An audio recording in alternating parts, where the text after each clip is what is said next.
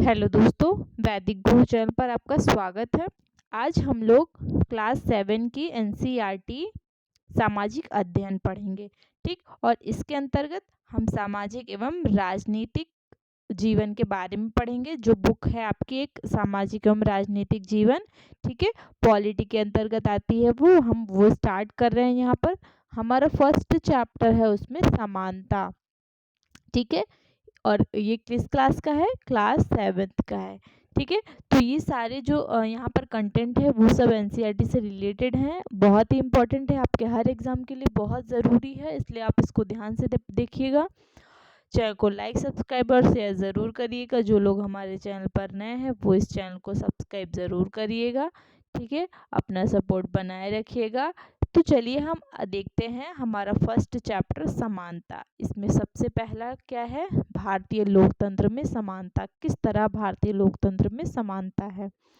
तो देखिए, हमारा जो संविधान है, हमारा भारत का जो संविधान है, इसमें हर व्यक्ति को समान माना गया है। भारतीय संविधान सब व्यक्तियों को समान मानता है। इसका अर्थ है कि देश के व्यक्ति, चाहे वे पुरुष हो या स्त्री, किसी भी जाति, धर्म, शैक्षिक और आर्थिक पृष्ठभूमि से संबंध रखते हो, वे सब समान माने जाएंगे। ठीक, लेकिन ऐसा देखिए है नहीं। लेकिन इसके बाद भी हम यह नहीं कह सकते कि असमानता खत्म हो गई है। मतलब बहुत सारे लेवल पे ऐसा है कि वहाँ पर असमानता खत्म नहीं हुई है। ठीक, अभी भी वो बरकरार है। मतलब ऐसा कहा जाता है कि ये खत्म नहीं हुई है।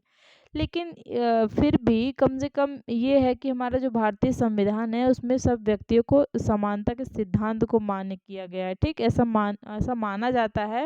मतलब संविधान ने क्या किया है? संविधान में सब व्यक्तियों को समानता के सिद्धांत को मान्य किया है कि हर व्यक्ति समान है। जैसे कि पहले भेदभाव होता था लोगों में, बहुत ज़्यादा होता था, लोगों के साथ दुर्व्यवहार होता था। तो इन सब से लोगों की रक्षा करने के लिए पहले के समय में कोई भी कानून नहीं था। ठीक, और लेकिन अब जो है, लोगों का सम्मान की रक्षा करने के लिए, उनको समानता दिलाने के लिए अब हमारे पास जो है कानून, अभी हमारे पास है वो कानून। ठीक, तो अब आगे देखते हैं इसमें क्या कहा है इस बुक में, कि भारतीय संविधान में सब व्यक्तियों को समानता के सिद्धांत को मान्य किया गया है। समानता को स्थापित करने के लिए संविधान में जो प्रावधान है, उनमें से कुछ निम्नलिखित है। यहाँ पर जो संविधान में प्रावधान है, यहाँ पर कुछ दिए गए हैं, जिसमें फर्स्ट नंबर पे क्या है कि कानून की दृष्टि से हर व्यक्ति समान है। इसका तात्पर्य है कि हर व्यक्ति को देश के राष्ट्रपति से लेकर कांता जैसी घरेलू काम की नौकरी करने वाली महिला तक सभी को एक ही जैसे कानून का पालन करना है। ठीक, एक ही कानून सबके लिए बने हैं, चाहे वो बड़ा आदमी हो, चाहे वो छोटा आदमी हो। मतलब चाहे वो राष्ट्रपति हो या फिर कोई घर में काम करने वाली नौकरानी हो, सबके लिए एक ही कानून बना हुआ है। ठीक, देखिए, जैसे कि यहाँ पर कहा गया है कि पहले भेदभाव होता था। ठीक, तो ऐसे ही एक 1975 में एक दीवार फिल्म बनी थी। उसमें एक जूते पॉलिश करने वाला एक लड़का था। उसको जो है उसको जब जूता पॉलिश करवाने आता है कोई आदमी, तो उसको फेंक कर पैसा देता है। तो वो जो फेंका हुआ पैसा होता है, वो लेने से मना कर देता है। ठीक, कहता है कि मेरे भी काम की गरिमा है, तो आप जो दे रहे हैं हमें, उसको आदर और सम्मान के साथ दीजिए। ठीक, अब यहाँ पर सेकंड नंबर पे, आपका फर्स्ट नंबर का तो ये था, सेकंड नंबर में है कि किसी भी व्यक्ति के साथ उसके धर्म, जाति, वंश, ठीक, कि किस वंश का है, वो जन्म स्थान की, कहाँ वो जन्म लिया है, छोटी जगह पे जन्म लिया है, बड़ी जगह पे जन्म लिया है, उसके स्त्री या पुरुष होने के आधार पर। पहले स्त्री और पुरुष में बहुत सारे भेदभाव थे। कहा जा रहा है कि उसके स्त्री या पुरुष होने के आधार पर भेदभाव नहीं किया जा सकता। ठीक, क्योंकि यहाँ पर समानता का अधिकार है, सब समान हैं। तो ये आपका दूसरा हो गया कि इसमें कोई भी जो है भेदभाव नहीं किया जाएगा। इसके बाद थर्ड नंबर पे है कि हर व्यक्ति सार्वजनिक स्थानों पर जा सकता है। ठीक, सार्वजनिक स्थान जो होंगे वहाँ पर हर व्यक्ति, जैसे मंदिर हो गया, ठीक, कोई भी देवालय हो गया, यहाँ पर हर कोई व्यक्ति जा सकता है। जिनमें जैसे खेल के मैदान हो गए, होटल, दुकानें, बाजार आदि। ठीक, सब लोग सार्वजनिक कुओं, सड़कों तथा नहाने के घाटों का उपयोग कर सकते हैं। चौथा, अस्पृश्यता का उन्मूलन कर दिया गया, मतलब छुआछूत जो था ना, पहले छुआछूत बहुत ज़्यादा था कि जो छोटी जाति के लोग होते थे, हमने पहले भी पढ़ा है, ब्राह्मण, क्षत्रिय, वैश्य, शूद्र, हमने पढ़ लिया है ना ऋग्वेद में। तो इसमें क्या कहा, जैसे मतलब शूद्र होते थे, उनको भी किसी भी अच्छी जगह पे अच्छे कामों में शामिल नहीं किया जाता था। ठीक, जब वो चलते थे तो एक डंडा लेकर चलते थे और खट खट की आवाज़ करते चलते थे, ताकि किसी कोई मतलब सब जान जाए कि वो आ रहा है, तो कहीं छू न जाए इसलिए। ठीक, तो ये पहले इतनी ज़्यादा अस्पृश्यता हुआ करती थी, तो क्या कर दिया गया है, उसका उन्मूलन खत्म कर दिया गया है, अस्पृश्यता का उन्मूलन कर दिया गया है। शासन ने संविधान के द्वारा, और एक चीज और जान लीजिए, संसद क्या है। संसद हमारे लोकतंत्र का एक आधार स्तंभ है और हम अपने जो निर्वाचित प्रतिनिधियों के माध्यम से उसमें प्रतिनिधित्व पाते हैं। मतलब जो निर्वाचित प्रतिनिधि होते हैं वो वहाँ पर जाते हैं और हमारे जो कार्य हैं उसके लिए वहाँ पर मुद्दे को उठाते हैं संसद में। ठीक, अब यहाँ पर आगे देखिए, यहाँ पर क्या कह रहा है कि शासन ने संविधान द्वारा मान्य किए गए समानता के अधिकार को दो तरह से लागू किया। पहला, कानून के द्वारा, और दूसरा, सरकार की योजनाओं व कार्यक्रमों द्वारा सुविधाहीन समाजों की मदद करके।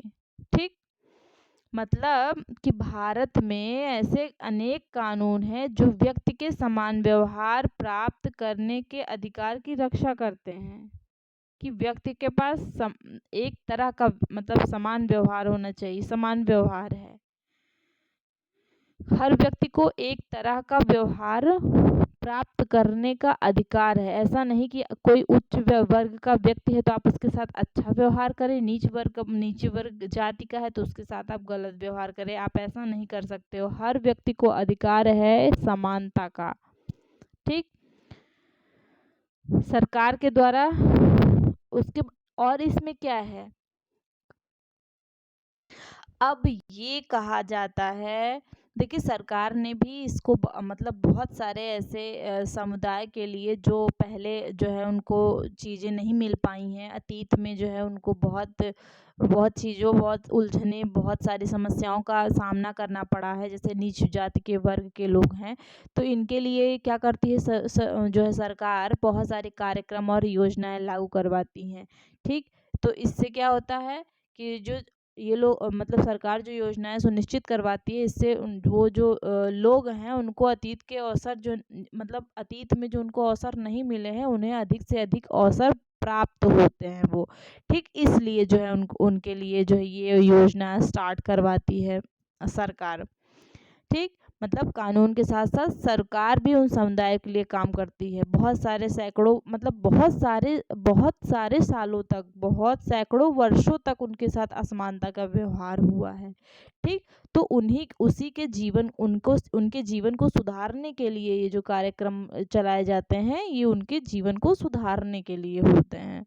ठीक, तो इसी दिशा पर क्या किया सरकार ने, इसी जो है सरकार द्वारा उठाया गया एक कदम, मतलब इन्हीं दिशा के तरफ जो सरकार ने कदम उठाया है, उनमें से एक कदम ये है कि मध्याह्न भोजन की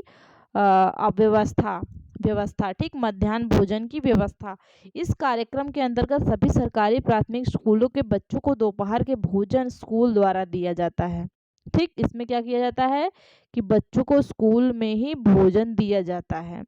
यह योजना भारत में सर्वप्रथम तमिलनाडु राज्य में प्रारंभ की गई और 2001 में उच्चतम न्यायालय में सभी राज्य सरकारों ने इसे अपने स्कूल में 6 माह के अंदर आरंभ करने का निर्देश दिया। ठीक, इससे क्या हुआ, ये कार्यक्रम जो चलाया गया, इससे बहुत सारे सकारात्मक प्रभाव हुए। ठीक, जैसे कि दोपहर में जब भोजन जो है बच्चों को स्कूल में मिल जाता था तो उन्हें घर नहीं जाना पड़ता था। और कभी कभी ऐसा होता था जब ये लागू नहीं हुआ था, उसके पहले जब था, तो जैसे बच्चे जो है भोजन करने के लिए दोपहर में स्कूल जाते थे तो घर आते ही नहीं थे और फिर नियमित रूप से स्कूल भी नहीं आते थे। मतलब शिक्षक ऐसा बताते हैं कि बहुत सारे बच्चे जो है खाना खाने के लिए घर जाते तो घर से आते ही नहीं थे। ठीक, तो ये सब ये जो योजना चलाई गई है मध्याह्न भोजन योजना, इससे जो है बहुत सारे लाभ मिले हैं उनको, कि जैसे कि उनका जो है जीवन सुधर गया, पहली बात। और जैसे कि किसी की माँ है, वो पहले बच्चों को जो है छोड़ के घर में खाना मतलब बाहर काम करने के लिए जाती थी, तो दोपहर में फिर से उनको आना पड़ता था खाना खिलाने के लिए। तो ऐसा नहीं करना पड़ता है। ठीक, तो इससे क्या हुआ कि बहुत सारे सकारात्मक प्रभाव पड़े, और इससे जो गरीब लोग हैं और मतलब जातिगत जैसे भेदभाव पहले होता था, तो स्कूल में जब भोजन साथ साथ बैठकर सारे बच्चे करेंगे, वो चाहे छोटी जाति के हों चाहे बड़ी जाति के, तो ये जो जातियों में भेदभाव है ये खत्म हो जाएगा। ठीक, और कुछ कुछ स्थानों पर जो है यहाँ पर देखिए दिया है कि इस कार्यक्रम में जातिगत पूर्वाग्रहों को कम करने में भी सहायता मिली, क्योंकि स्कूल में सभी जातियों के बच्चे साथ साथ भोजन करते हैं, और कुछ स्थानों पर तो भोजन पकाने के लिए दलित महिलाएं, ठीक, जो दलित महिलाएं होती हैं उनको रखा गया है। मध्याह्न भोजन कार्यक्रम में निर्धन विद्यार्थियों को, जो इसके पास भोजन मतलब पैसे कम है, निर्धन विद्यार्थियों को भूख मिटाने में भी सहायता भी की है, जो प्राय खाली पेट स्कूल आते हैं और इस कारण पढ़ाई पर ध्यान नहीं कर पाते। जब पेट पूजा होगी नहीं तो भोजन मतलब पढ़ाई में क्या मन लगेगा, है ना। जब बड़े बड़े लोगों के साथ ऐसा हो जाता है तो छोटे बच्चे हैं। ठीक, तो इस वजह से भी लोग जो है मतलब ये जो लागू किया गया ये योजना, इससे बहुत सारे गरीब बच्चों को भी भूख मतलब पेट भरने का अवसर मिला और उनको आगे बढ़ने का अवसर मिला। ठीक, कहा जाता है कि जो शासकीय कार्यक्रम होते हैं ये जो है लोगों को अवसर जो मिलते हैं उनमें समानता को बढ़ाते हैं, मतलब अवसरों की समानता को बढ़ाने में बहुत अच्छी भूमिका निभाते हैं। लेकिन अभी भी बहुत कुछ करने की आवश्यकता है, पूरा का पूरा नहीं हो पाया, अभी बहुत कुछ करने की आवश्यकता है।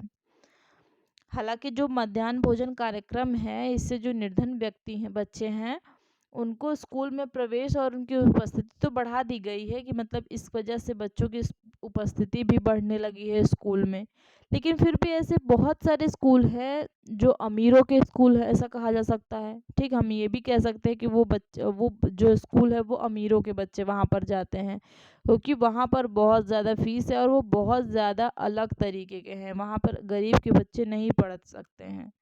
और इसके साथ साथ बहुत सारे देश भी ऐसे हैं, मतलब इस देश में बहुत सारे ऐसे स्कूल हैं जहाँ पर दलित बच्चे जो है उनमें भेदभाव और असमानता का व्यवहार किया जाता है। इसी तरह यहाँ पर एक चीज़ दी हुई है, देखिए जो है आज भी देश में कई स्कूल हैं जिनमें ओम प्रकाश वाल्मीकि जैसे दलित बच्चे, मतलब ये क्या है, एक दलित बच्चे हैं, तो दलित बच्चों के साथ भेदभाव और असमानता का व्यवहार किया जाता है। इन बच्चों को ऐसी असमान स्थितियों में ढकेला जाता है जहां उनके सम्मान की रक्षा नहीं हो पाती।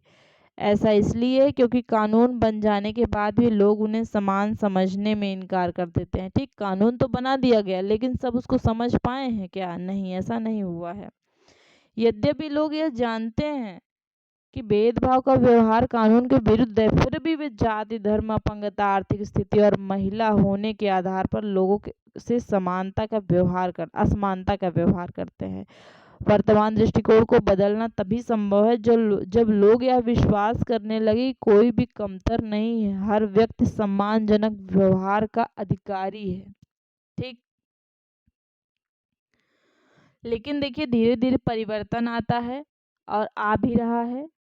ठीक, तो धीरे धीरे जो है जैसे बदलता जा रहा है ये चीज़ भी बदल जाएगी, ऐसा कहा जा सकता है। इसके बाद देखिए यहाँ पर दिया है, आप हमारे जो भीमराव अंबेडकर थे उन्होंने लिखा है कि अपने आत्मसम्मान को दांव पर लगाकर जीवित रहना शोभनीय है। आत्मसम्मान जीवन का सबसे ज़रूरी हिस्सा है। इसके बिना व्यक्ति नगण्य है। आत्मसम्मान के साथ जीवन बिताने के लिए व्यक्ति को कठिनाइयों पर विजय प्राप्त करनी होती है। केवल कठिन और निरंतर संघर्ष से ही व्यक्ति बल, विश्वास और मान्यता प्राप्त कर सकता है।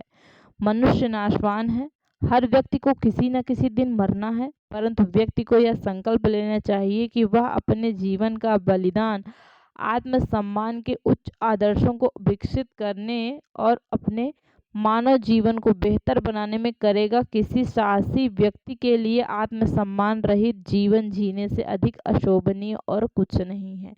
इन लाइन को याद करके अच्छे से रखिएगा क्योंकि एग्जाम में आ सकता है। ठीक, इसके बाद देखिए अन्य लोकतंत्र में समानता के मुद्दे क्या हुआ। भारत के अधिकांश लोकतंत्रीय देशों में समानता के मुद्दे पर विशेष रूप से संघर्ष हो रहे हैं। आप ये मत समझिए कि हमारे भारत में ही ऐसा है, बाकी जगह भी ऐसा हो रहा है। ठीक, बहुत सारे ऐसे क्षेत्र हैं जहाँ पर असमानता है, केवल भारत ही ऐसा नहीं है।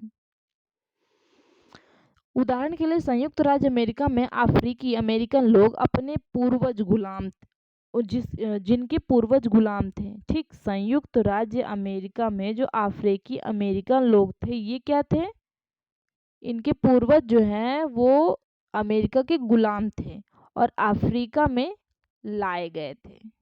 ठीक, ये अफ्रीकी अमेरिकन जो हैं वो अफ्रीका से लाए गए थे अमेरिका।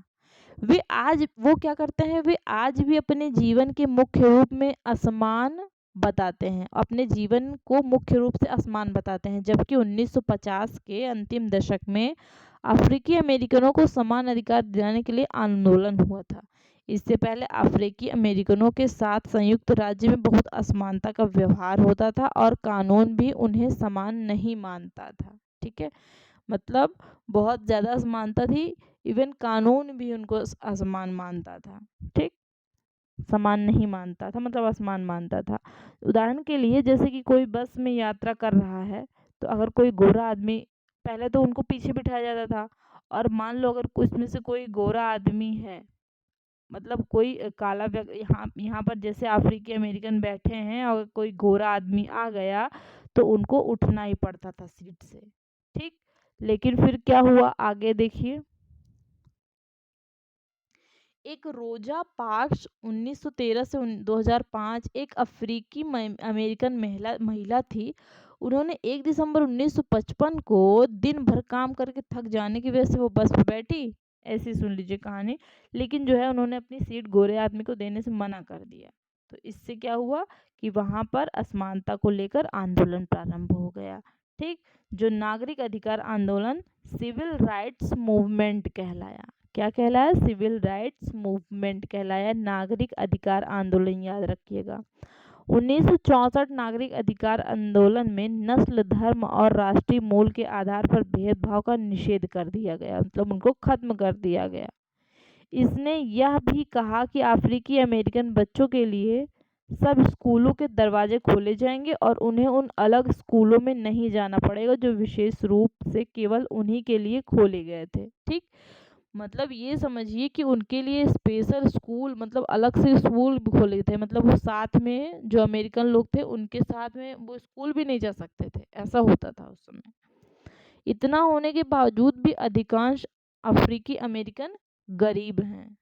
ठीक, मतलब अधिकतर जो अफ्रीकी अमेरिकन हैं उनके बच्चे जो हैं वो केवल सरकारी स्कूलों में ही प्रवेश लेने के लिए सामर्थ्य रखते हैं। ठीक, उनके पास उतनी ज़्यादा चीज़ें नहीं हैं, वो ऐसे स्कूल में जा सकते हैं कि जहाँ पर कम सुविधाएं हैं, कम योग्यता वाले शिक्षक हैं, लेकिन जो गोरे विद्यार्थी हैं वो निजी स्कूलों में जाते हैं।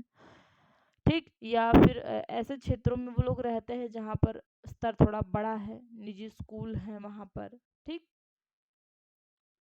तो देखिए अब आगे देखते हैं कि भारत के संविधान के अनुच्छेद 15 के कुछ अंश देखिए। यहाँ पर ये देखिए रोजर पार्क्स का ये जो चित्र है दिया हुआ है, ये देखिए यही है अफ्रीकी अमेरिकन औरत जिनकी एक विद्रोही प्रतिक्रिया ने अमेरिकी इतिहास को बदल दी।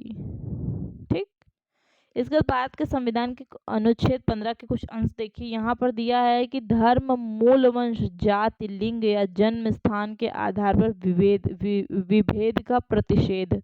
राज्य किसी नागरिक के विरुद्ध केवल धर्म, मूल, वंश, जाति, लिंग, जन्म स्थान या उनमें से किसी के आधार पर कोई विभेद नहीं करेगा।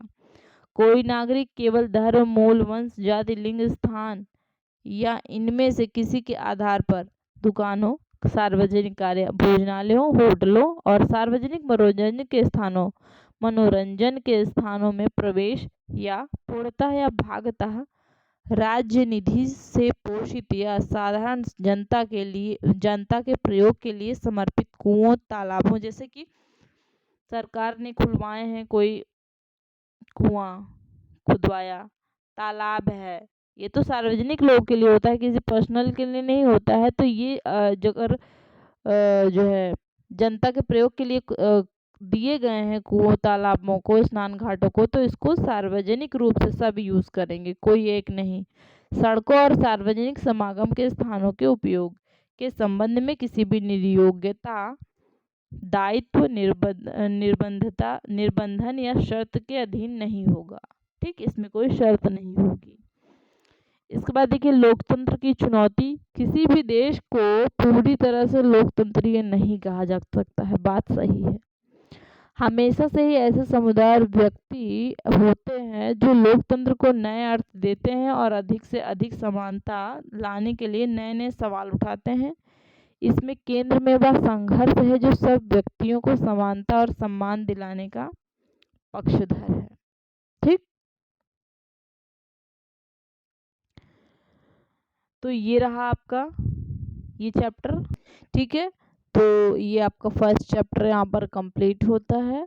और आज हम यहाँ पर आपके लिए क्वेश्चन आंसर नहीं ला पाए हैं, तो नेक्स्ट क्लास में हम आपके लिए ज़रूर लेके आएंगे एमसीक्यू। ठीक है, प्रीवियस ईयर क्वेश्चंस भी लेकर आएंगे कैसे बनते हैं चैप्टर से। तो हमारे चैनल को लाइक, सब्सक्राइब और शेयर ज़रूर करिएगा। अपना सपोर्ट हमारे साथ बनाए रखिएगा। ठीक है, तो आज के लिए इतना ही रखते हैं, बाकी का नेक्स्ट क्लास में करेंगे। धन्यवाद।